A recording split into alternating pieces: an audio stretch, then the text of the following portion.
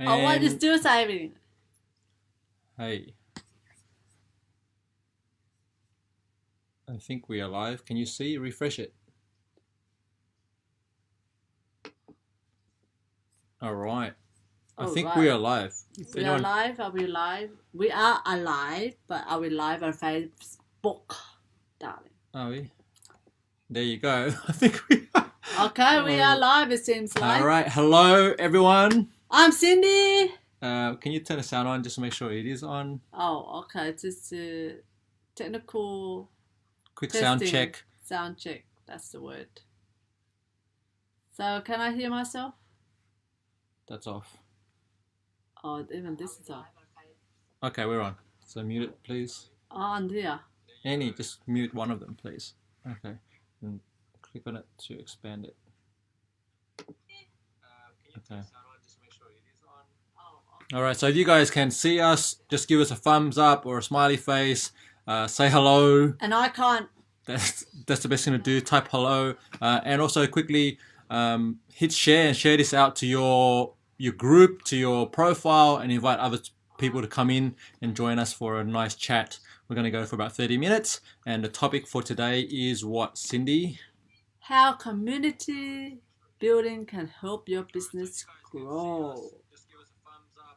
You need to mute that because everyone can hear this. Okay, there you go. Sorry about that. Bit of technical challenge. Still technical. I did turn it off, but I think I clicked on it again. So it automatically turn off. All right, so Turn on, I mean. we are a go. Now, the topic again is how community building can help your business grow. Yes, the sexy voice is talking. Okay. In our podcast, we have a special guest, Tara McMillan, who actually talks about how building a community can supercharge your business. And Tara is the expert. Okay, so if you haven't listened to this episode yet, jump on to foundersconnect.co/podcast or go to your Stitcher app or your Apple Podcast app and go and hit subscribe and download that episode and have a listen to it. She is like super experienced at growing businesses and also using communities to grow businesses. And so make sure you check that out if you haven't already. Okay, so we're going to cover a bit of it in this Q&A, but for the full detailed like strategy and everything and all that, Tara is she drops it all in that episode. So please go and check that out. Yes, and tell us what you think about it. Mm-hmm. So, what is your question? You need to comment that below so we can answer that for you. Yep. So if you have any questions that come up during this session, put them in the comments. Cindy is monitoring the chat, so she can see So I'm the monitor. if any questions come up, we can answer them for you. Yes. All right. So let's look at today's topic. Well, let's start with why do you need a community? All right. Yes. Why do you need a community? Why do you need a community? I need if it was for me, I need it for accountability. Of course, I'm good with accountability, but with a group or community is one is more enjoyable, but also two it speeds up your process. That's for me. Okay. So what type of communities have you been part of in your life? Well, I've been part of my own group community. I've been part of a volleyball community. Volleyball. You didn't tell me this. Oh well, now you know. So now the whole world knows. And I've also been into a church community. Mm-hmm. I've also been a scouts community. Oh, there I've you been go. quite a lot of communities, if you say that. Okay. So yeah, I've also been in a charity community. Yeah. All right. So for those of you listening to this, even if you're watching a replay, what communities have you been part of? Yes. And how did it help you? Yeah, let us know. For me, so I've been in. I had never did scouts, but I played basketball for a lot of my high school years. So that was definitely my community of my boys, and we would just go hang out. You know, spent a lot of time on the courts, obviously, but a big part of that was just the support we gave each other as growing men and working through not just basketball stuff, but beyond that.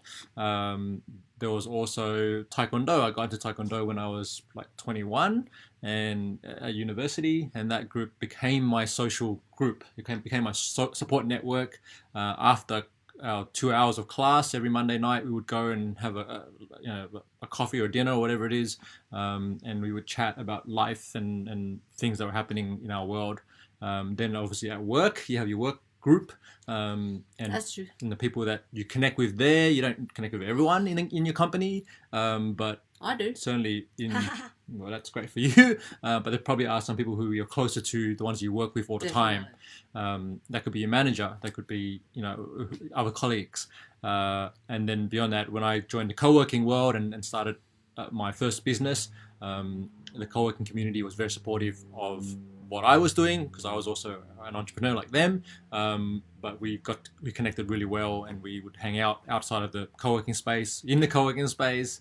And also a nomad community. And now we've got the nomad community, because we've been Yes. nomads for the last 16 months, and now we arrived in Sydney last night after 16 months of Oh travel. my god, yes. I'm still tired, jet lag, so I look terrible. My apologies for your sore eyes.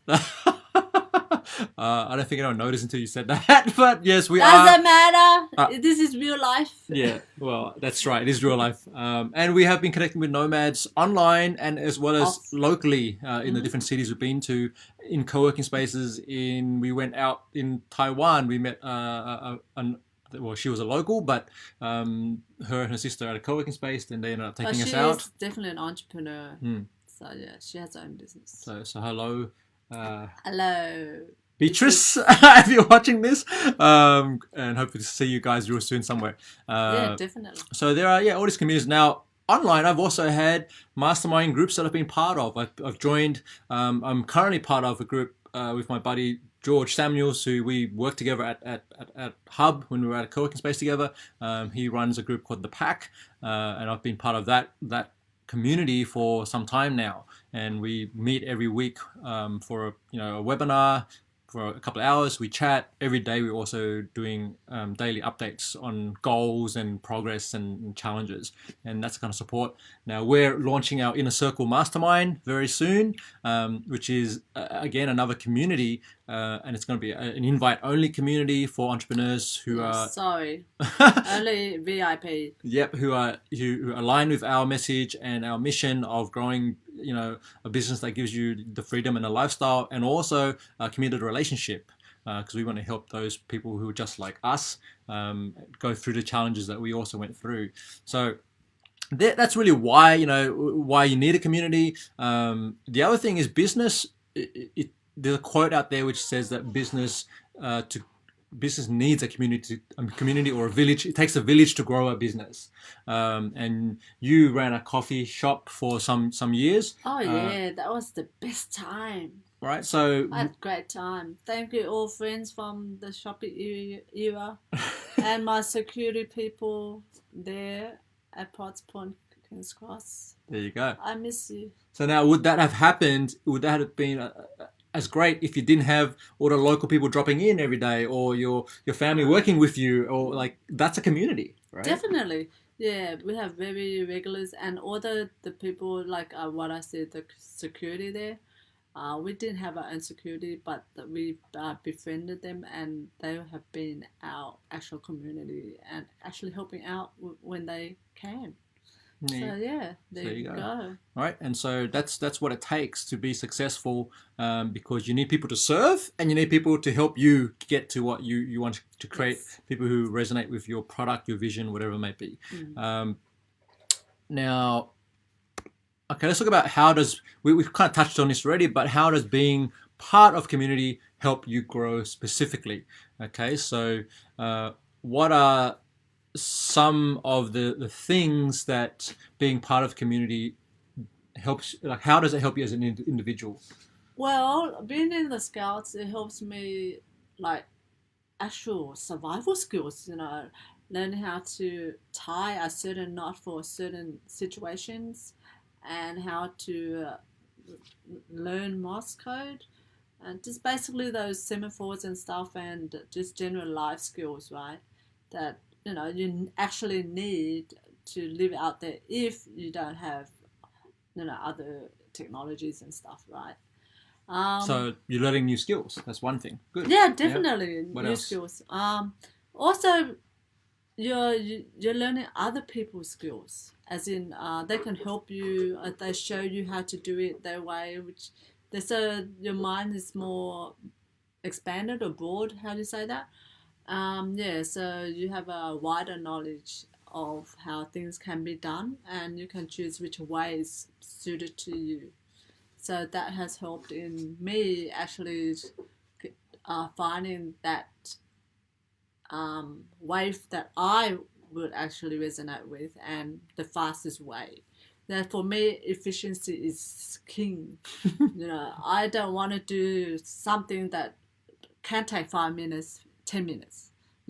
So I will go for the 5 minutes. But I don't want to miss stuff. I just want to do that, hit it, and go on. Okay, so if I was to summarize that, what you're saying is you can, thank you, but what I'm hearing is you can connect to other ideas, Yes. And not just one, right? If you're just talking to your best friend or your coach, you really don't have that one, or your manager, you really don't have that one sort of feedback coming to you. Perspective. Yeah, but if you have a group of people, now you've got different perspectives and you get to choose which one you resonate with most or which one that really pushes you to grow, and then you can choose to go take that path.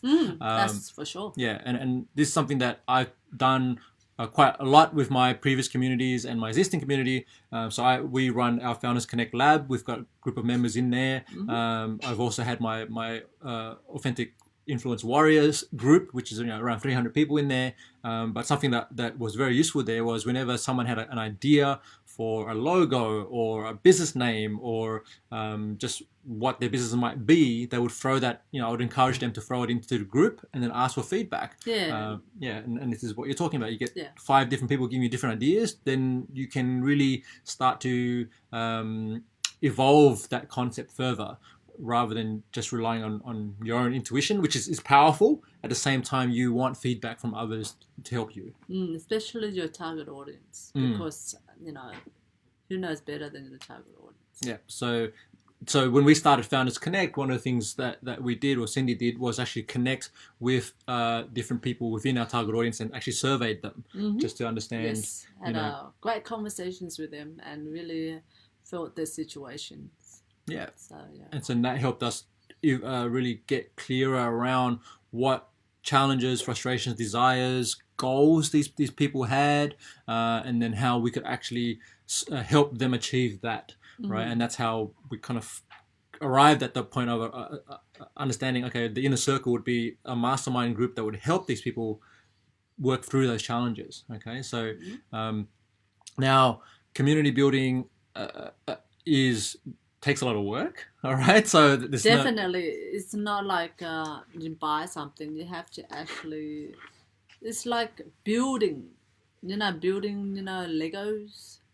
Everybody should know Lego. I think it's been around for centuries. There you go. So, well, a couple of 100 years. I don't know if the knights were using Lego, but maybe they were. Hey, they still have pieces like rocks, They're still like similar. Okay. And then they pounce it on each other. Yeah. Here's the plane. There anyway, you go. Sorry. There you go. But even the Lego had Lego community. Yes, they do. Lego is still big. There's a whole world of Lego. Absolutely. There's like a theme park somewhere in Yeah. Japan. I don't know, somewhere. There's a Lego world. There you go. Random side There note. you go. Okay, so now we're going to move on here. So here's an interesting thing. I shared this quote on my Facebook profile this morning, which I heard from a podcast I was listening to on my morning walk to get my morning coffee. And basically it says, what does it say, Cindy? Selling someone something that works for them is the absolute best strategy there is. Okay. And that's true, isn't it? Because it works for them. Yeah. All right. So there's 2 things coming up here. One is, the question is, what is branding? Okay. And a lot of people spend a lot of time on this thing called building a brand, whether it's a personal brand or a business brand. It's very nebulous, very weird concept, and a lot of people struggle with what it actually means. And I like what this person was saying, because they're basically saying, what they're articulating is that until you actually sell something to somebody, you don't actually have a brand, right? And the reason why is because when you're selling something to someone that actually helps them, right, helps them get a transformation, it helps them grow, helps them solve a problem, okay, then once they've had that experience with you, then now they can say, oh, I've worked with Cindy before because of her coaching or because of her guidance. I was able to get this result. Okay, now they're willing. They're talking from a place of experience, of what you provide, and that becomes a referral. Like, they can tell their friends, and they're like, if you need help with this thing, go see Cindy, right? So that's then becomes the perception, which is what branding really is about perception, right? And if you're not selling something, then you really don't have much to work with, and it's very hard for you to get, like super popular, like a Kardashian or something like that, and just build a personal brand based on images alone, and a huge name like that. For a lot of us, we don't have that luxury, and really those type of personal brand people, there's not many of them around. Okay. So now I had some feedback on this statement when I posted it on my Facebook wall. I'm going to share that with you right now, which was this. Okay, it's a bit hard to read, but Cindy, can you see that? Oh, yeah, I don't think so. I need to squint. Okay. Selling something that fixes someone's problem, but don't feel branding Is there. Right, so they're saying that they don't really necessarily agree with the statement about selling. They don't think that's what branding is about. Right, next part. So branding is how someone perceives your brand, but it's also how you want to be positioned in the market, and how your competitors are positioned, and how you want to differentiate yourself. And it's also about your ideal customer. Too many things to consider. I think the bottom line of branding is the experience, really. Yeah, you give somebody an experience. If it was a bad one, they're gonna say, "Oh, this person is whatever. I had a terrible experience, and I'm not gonna, go there ever again." Right? Mm-hmm. So now you have a negative brand. Yeah, and so it doesn't. Even yourself is a brand. So your own perception, other people perceives you, is a brand. If that's what you call a brand. There you go. So look, everything that was mentioned in that response, I agree with. I think branding is about perception. I think that it's about understanding who you serve. So that's your target audience or your ideal client, and how you serve them, and then the experience you're creating for them. Okay, this ties in directly with the statement before that, which is you still need to work out what you're selling to them, because how you serve them and how you fix their problem is what you're selling. Okay, so but if you're not out there selling your service or your product or whatever it is, then really it's very difficult for you to help people develop that perception of you. Okay.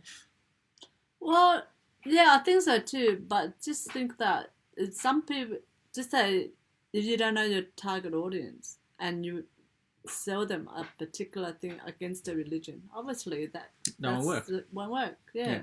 So that's why the target audience is very important. Yeah. But here's the thing: if you don't ever go and talk to your target audience and try and sell them that thing, you might not never know that thing will never work. Exactly. See, so you have to have those conversations, right? Either way, all conversations are feedback. Yeah, which is the reason why we did the surveying of the people we surveyed. Okay? It was great. There you go. And now let's go. Now, okay. Now, what does this all have to do with community building? Because the topic we started with was community building, right? Well, if you have a question, please type it in the comment below. I see Ivan's just joined. He said, test the market. Yes, that is right. Ivan, why don't you share with us how you tested the market for your confidence coaching? Like what was the steps you took to test that market? Would love to hear from you because you've been doing this for a while. Okay, so community building then is finding those people who resonate with that. So you identify who the market is, or your market. So I'm going to differentiate here between the market and your market. Okay, there's a concept out there which is that you create your own market. All right, because there are going to be, you don't need to have 1 million people on your email list or following you on Facebook to be successful. All right, there's a great post out there called 1000 True Fans, which I can share in a link after this. And it basically says if you had 1,000 people paying you some money, that's really enough for you to live on, for your business, right? And they're people who love what you do, align with your values, how you show up, and that's really all you need. You don't need to have, like I said, a huge list or whatever it is. Now, there's a good chance if you've been following me and you've been reading my stuff or following some of the influencers that are out there in the internet marketing world, you've heard this statement, which is, you need to grow your list, you need to build your list, right? In order to be able to sell something, right? And what are they really talking about? They're actually talking about building your community. It's actually talking about finding the people who resonate with what it is you're all about, and we're talking about your vision, your mission, your purpose, and then bringing them into your tribe or your community, okay, and building relationships with them, right? And by doing that, then you're able to then offer them something which is going to be of use to them, right? And that's the relationship between sales and community building. Okay, so if you focus on building a tight community that are supportive, not only you supporting them, but they're supporting each other, okay, then guess what? When you give a space for people to connect with an idea, an ideology, or their own purpose, and people that are like them, then they normally ascribe the group owner or the community builder as the reason why they're getting progress and success. Okay, this happens. Cindy mentioned being part of a church, right? A church community, or the Scouts, right? So she will always remember the Scouts was where she learned the semaphore and these different skills. Yes, right? Which is very funny how people now don't even use that. But in war times and all that, and when technology is down, it's gotta be needed. There you go, right? So yes. Yeah, so whenever you go into an organization or a group or something like that, and you learn something there, and you learn a skill, or you meet cool people, or you develop a belief, okay, you're always going to remember that's the place where I got that, okay? And so if we flip that now, you're the business, the organization that create the space for your people to come in and grow, learn, develop, and connect. Guess what? They're always going to refer other people to you because you're the one that created that space for them, the opportunity for them to do it. It's a great space. Yes. Actually, remembering going to camps and being weekly meetings, weekly sessions, learning and also playing. Not only learning, playing and having a fun way of learning and connecting with all your peers. And in Scouts there's little kids and there's bigger and then the highs, right? So you get to mingle with all of them. So that's great. There you go. Now, Ivan shared some of his experience. Do you want to read that out, Cindy? Of course. He says he went to networking events, test the elevated pitch without sounding like it to people there, and then tweaking as I went along, got enough people interested in what I do, then personally invite them to a workshop. There you go, personally. They came to a workshop, and now he has a few of the brand champion. Good work, Ivan. So I want to just highlight something that Ivan pointed out here, which is super important, is the personally inviting them individually to come along to your thing, right? And we're going through that right now. Yes. So we are, it's. I see a lot of business owners try and do this massive, let's just do Facebook ads and try and reach random people to help me with my Kickstarter campaign, or to help me launch my book, or whatever it is. Even for us, helping to launch a podcast, what we discovered was that doesn't work. If people don't know, like, and trust you, and you're just the first time they ever see you is in a Facebook ad or on a billboard or on a radio commercial, very rare that someone's just going to jump in and follow you and buy your stuff. It doesn't work that way. Definitely. I'm a very picky person. I wouldn't do it myself. So Yeah. I totally know. But yeah, I haven't actually said branding adoption is more about the experience now, not telling. So that's a great point that he brought out, because I think in traditional, well, in the past, is people can just say about it, talk about it. It's about the buzz, but now it's more about the experience. Yeah, there's a stat I was reading yesterday or the day before, maybe it was on a flight over here, where more people, we notice intuitively already, but more people believe in a referral from a friend than they ever will from an advertisement from the company itself saying how great they are, right? So, we like to use an Australian company like Vodafone or a Telstra, right? In the telecommunication world, how many of us will go, oh my gosh, they're just the worst companies ever, right? Yet we still, but then when someone says, oh, hey, like if Ivan would say to me, hey, you should go watch that movie, I'm going to trust that recommendation because he knows who I am and what kind of movies that I'm into, right? So that's how it works, and in business it's the same, right? Yeah, but what he said is quite interesting, because he's saying here is news. He said they remember the emotion in the experience rather than the actual details, and I think that's powerful, and that's something that we should remember, because come back and like fast forward a few years.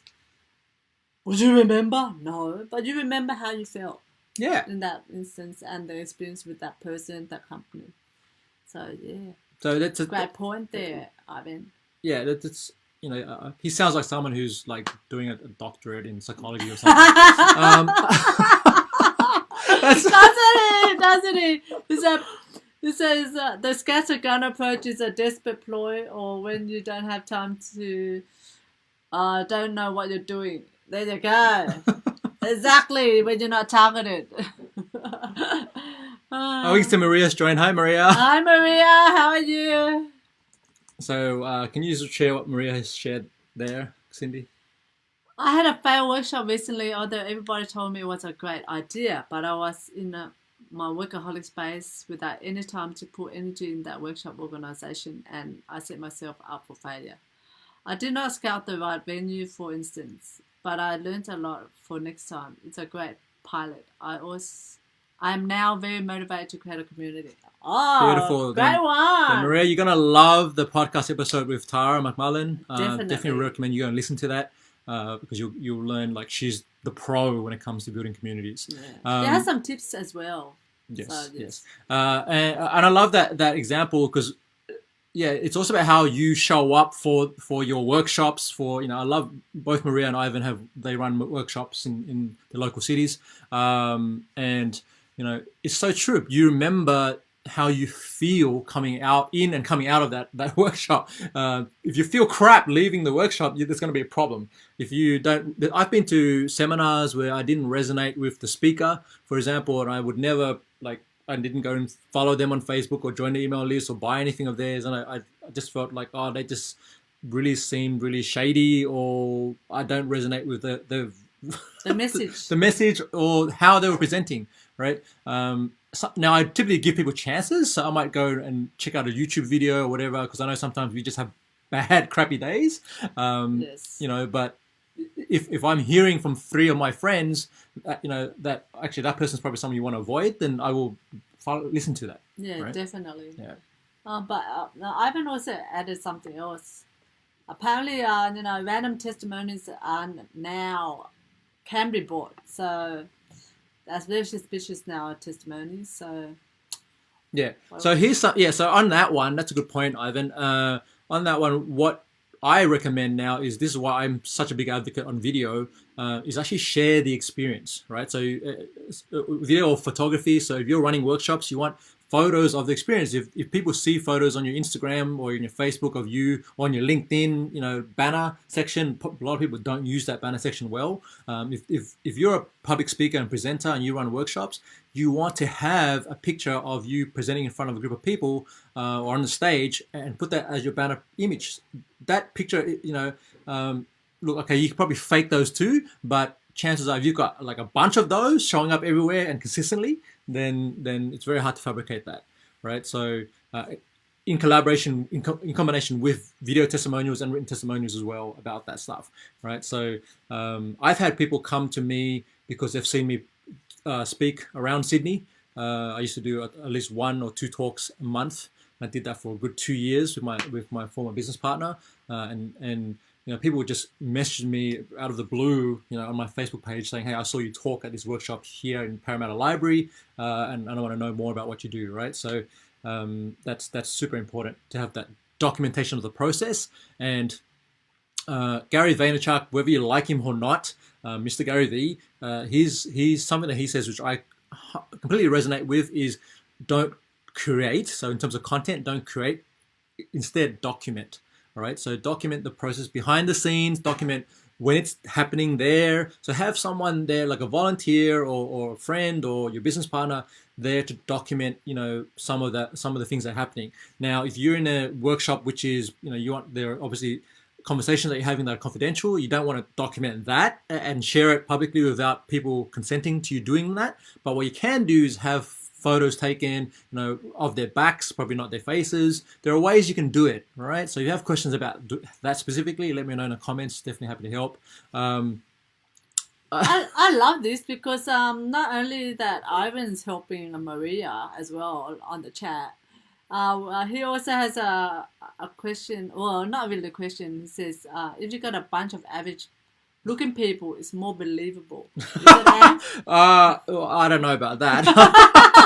I can't help that if we just hang around with supermodels like Maria and Ivan and Cindy. So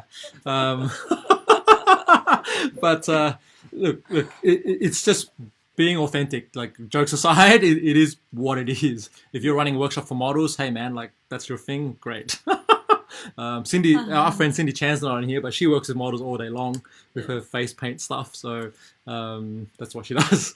Okay, so that's even just people jumping on Facebook Live and having conversations like you highlighted right now. Like, that's our community talking with each other, right, and supporting each other. And so that's why we're building the FC Lab, right? So if you're not in that group already, definitely join in there. And for those of you on there, if you have any friends who might want to join in and be part of these conversations, please invite them along, because that's what we're building. We're building one friend, one connection at a time, and that's how we're growing what we're doing, okay? Yes. So we're going to wrap up now. If there's any other questions, please type it in the comments below. Otherwise, make sure you do go and check out. Oh, one more thing. We've got a bonus worksheet we've got to share with you. That's right. Okay, so thanks for those of you on here up to this point. Go along to foundersconnect.co/004 and you can get a one-page community strategy worksheet, which we've created, which actually comes from the advice that Tara talks about on the podcast. And so you can go and grab that now and make sure that will just one page quickly. It takes you 10 minutes, 20 minutes to work through that. That will help you craft your community strategy, which is very important, right? It's very hard to build a community just randomly. You want to actually have a strategy to guide what you're doing. Exactly. And if you have any feedback, comments about it, feel free to tell me, and I will look at that and improve our strategy. Yep. And if you haven't listened to the podcast episode, go there and listen to it now. You'll get a ton of really good insights into community building in order to supercharge your business. Thank you for your time. Okay. And we'll see you guys next week on our next Q&A.